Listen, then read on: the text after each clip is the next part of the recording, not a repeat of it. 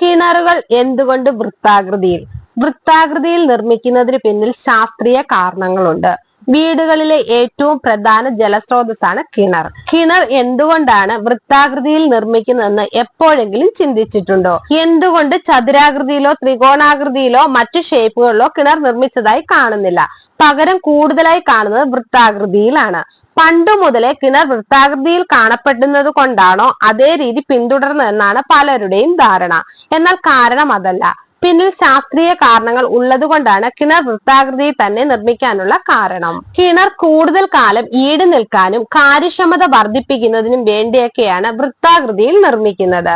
വെള്ളം എല്ലാ സ്ഥലത്തും തുല്യമായി വിതരണം ചെയ്യാനും കൂടാതെ കിണർ വൃത്താകൃതിയിൽ അല്ലെങ്കിൽ ചുറ്റുമതിലിന്റെ ബലം കുറയാനും സാധ്യത കൂടുതലാണ്. കിണറിൽ വെള്ളം നിറയുമ്പോൾ ഭിത്തികളിൽ കൂടുതൽ സമ്മർദ്ദമുണ്ടാകും. വൃത്താകൃതിയിലാകുമ്പോൾ പ്രഷർ എല്ലാ ഭാഗത്തേക്കും തുല്യമായി വിതരണം ചെയ്യപ്പെടുന്നു.